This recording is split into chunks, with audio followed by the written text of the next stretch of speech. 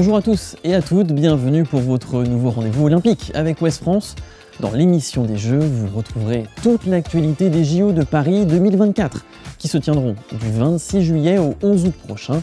Au programme, tous les mois, des infos, des rencontres, des portraits d'athlètes, mais aussi le débat de la rédaction ou encore la question des lecteurs. On commence tout de suite avec les 3 infos olympiques à retenir à 6 mois de l'ouverture des Jeux. Le 16 janvier, l'équipementier Le Coq Sportif a dévoilé les tenues officielles des athlètes de l'équipe de France. Côté design, le choix de la couleur s'est tourné vers l'écru, symbole de pureté et d'excellence plutôt que le blanc papier.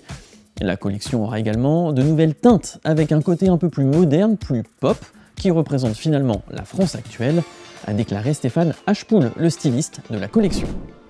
Lui, en rêve de ces Jeux Olympiques, Carlos Alcaraz a fait de Paris 2024 son objectif principal cette saison. L'Espagnol numéro 2 mondial rêve de représenter son pays et de remporter une médaille d'or, voire 2, puisqu'il pourrait être aligné dans le tournoi en double aux côtés d'un certain Rafael Nadal. Pour rappel, le tournoi olympique se tiendra dans un lieu qui plaît bien à l'Espagnol, Roland-Garros. Le relais de la flamme olympique, lui, commencera à Marseille le 8 mai et se terminera à Paris le jour de la cérémonie d'ouverture le 26 juillet.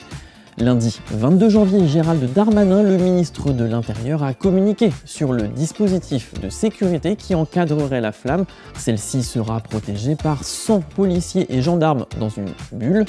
Au sein de cette bulle, 18 policiers et gendarmes en civil assureront la protection rapprochée du relayeur. Place désormais à notre premier Inside. Nous sommes allés à la rencontre de Titouan Castrik. À 19 ans, il a été sélectionné pour représenter la France en kayak slalom et en kayak cross pour les Jeux. Margot Kay l'a suivi lors de l'une de ses journées d'entraînement à Cesson-Sévigné et Margot n'a pas eu peur de se mouiller. Titouan Castrik s'apprête à sauter dans le grand bain des Jeux Olympiques. À seulement 19 ans, c'est lui qui a été choisi pour représenter la France en kayak. Il poursuit un rêve de famille entamé par sa mère il y a 30 ans. J'ai ma mère qui a fait 2 fois les Jeux Olympiques en kayak à Barcelone et à Atlanta. Comment ça se fait que ça allait aussi vite pour toi? D'être rentré au pôle espoir de Cesson où j'ai fait 2 ans, puis je suis passé au pôle France. Ça m'a permis de après gagner en octobre la finale de la Coupe du Monde à Vers-sur-Marne.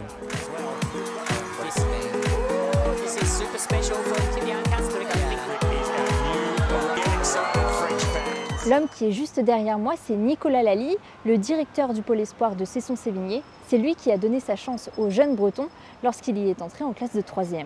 Si vous n'aviez qu'un conseil à lui donner, lequel serait-il? Prendre un maximum de plaisir, voilà, profiter de ce moment.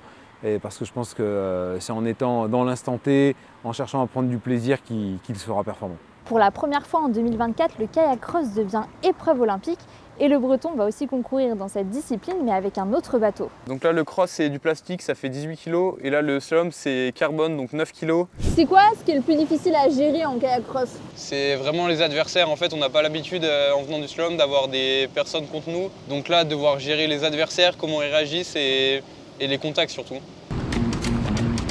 Allez, viens dans l'île là.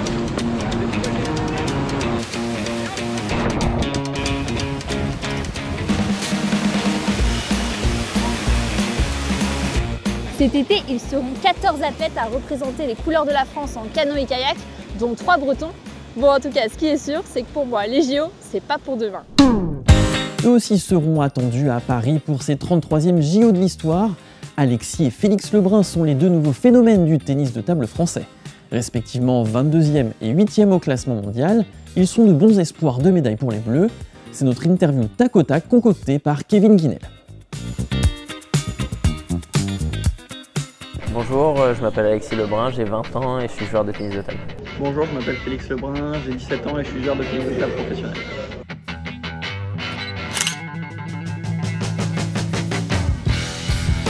Ma victoire sur le numéro 1 mondial Fan Zhendong à Macao. Vainqueur des Jeux européens.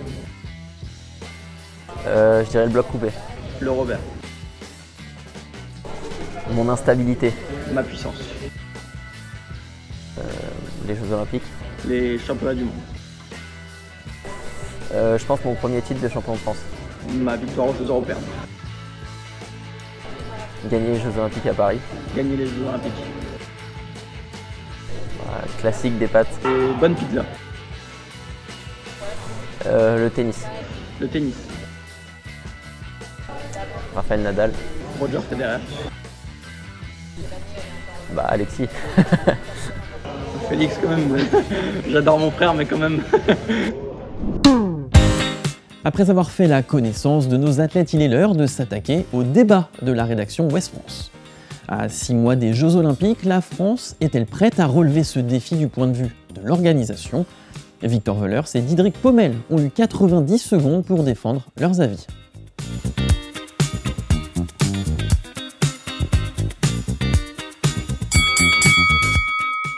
La France, elle va réussir ces Jeux Olympiques de Paris 2024, et je vais vous dire pourquoi, c'est parce qu'elle est dans les temps. À chaque JO, c'est la même histoire, il faut que les sites olympiques soient livrés à temps. Et sur ce plan-là, tout sera prêt pour le jour de la cérémonie d'ouverture, le 26 juillet 2024. La France, elle ne va pas réussir ces Jeux Olympiques, puisque l'objectif affiché par les organisateurs est de faire de la France une nation sportive. Sauf que les mesures structurelles, elles n'ont pas été mises en place à temps, et que le bilan à 4, 5, 6 ans, il ne sera pas positif. Bah non, parlons-en de cet héritage justement. Les organisateurs ont mis le paquet sur l'héritage de Paris 2024, notamment en Seine-Saint-Denis, un territoire qu'ils veulent absolument promouvoir. Et on va donc avoir un village d'athlètes reconverti en logements sociaux, plusieurs infrastructures sportives, des piscines. Ça va être un boom énorme pour ce territoire-là. Et des transports super. On en parle du ticket de métro à 4 €, des retards à n'en plus finir. C'est bien, c'est prêt. Paris sait gérer un flot de touristes chaque année. La France est la première destination touristique mondiale et elle est capable de gérer des touristes ou des spectateurs étrangers dans le cadre de Jeux Olympiques. Et moi, j'attends de voir aussi avec impatience la cérémonie d'ouverture. Parce qu'on était parti sur un objectif de 600 000 spectateurs. Là, on est sur une jauge à 400 000. Combien le 26 juillet, je ne sais pas. Mais cette cérémonie d'ouverture, on la critique un peu, mais en fait, elle est ultra ambitieuse. La France veut marquer le coup, veut faire même mieux que la cérémonie d'ouverture des Jeux de 2012 qui fait référence jusqu'ici. Et elle a déjà montré son savoir-faire de grands événements internationaux récents. On pense à l'Euro 2016 ou à la Coupe du Monde de rugby 2023 qui se sont globalement plutôt bien passés. C'est vrai que la France a eu un très gros savoir-faire aussi sur la finale de la Ligue des Champions 2022 qui a été une franche réussite reconnue par tous. Oui, mais depuis, il y a eu des commissions d'enquête et le ministère de l'Intérieur a pris acte justement de cette finale ratée pour prendre des mesures pour éviter que ça se reproduise. Et alors vous, qu'en pensez-vous? La France va-t-elle réussir ces Jeux? Dites-le nous, votre avis nous intéresse. Justement, nous allons aborder notre toute première question des lecteurs. Elle est posée par Paul. Bonjour, je voudrais savoir s'il y avait encore des places pour certaines épreuves des Jeux Olympiques et aussi s'il existe une plateforme de revente. Eh bien Paul, il y a déjà 7 millions de billets vendus depuis le début de la phase de vente et pourtant il reste encore des places, notamment dans le tournoi de football avec des billets à partir de 24 €. On retrouve des billets également pour le canoë-kayak. Il y a l'aviron, le tir à l'arc, le badminton, la boxe et même le hockey sur gazon à Colombes. Pour la plateforme de revente, il faudra être patient et attendre le printemps. Elle sera disponible sur le site officiel des Jeux Olympiques. Pour la date, elle n'est pas encore précise et pas encore dévoilée. On va désormais prendre la direction de Paris, terrain de jeu de ces JO 2024. Notre journaliste Gabriel Chanéac est allé à la rencontre des Parisiens pour leur poser une question. Avez-vous hâte que les Jeux commencent ?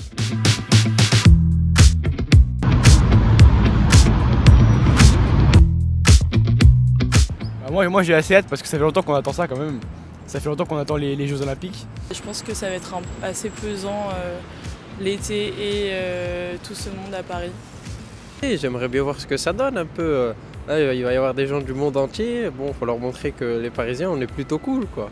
Si, en plus, je pense qu'il va y avoir plein de nationalités différentes et tout. Du coup, ça va être cool, mais ouais, ça va être un peu... J'espère que ça va être bien organisé, quoi.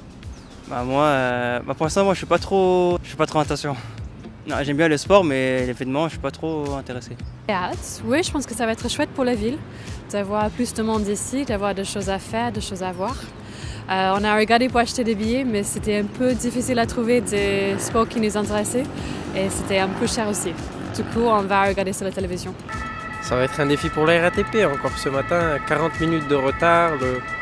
Oui, panne de gestionnaire de réseau. On aimerait bien voir comment ils vont faire avec tous ces visiteurs. Je crois qu'ils se comptent par millions, non?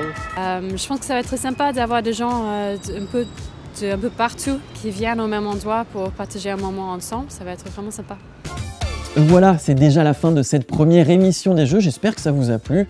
Mais avant de se quitter, on tenait à vous présenter la une de la toute première édition des Jeux qui sera disponible à partir du 31 janvier et à retrouver sur la plateforme Ouest France et les kiosques numériques. Et nous, on se retrouve en février pour un nouveau numéro de l'émission des Jeux.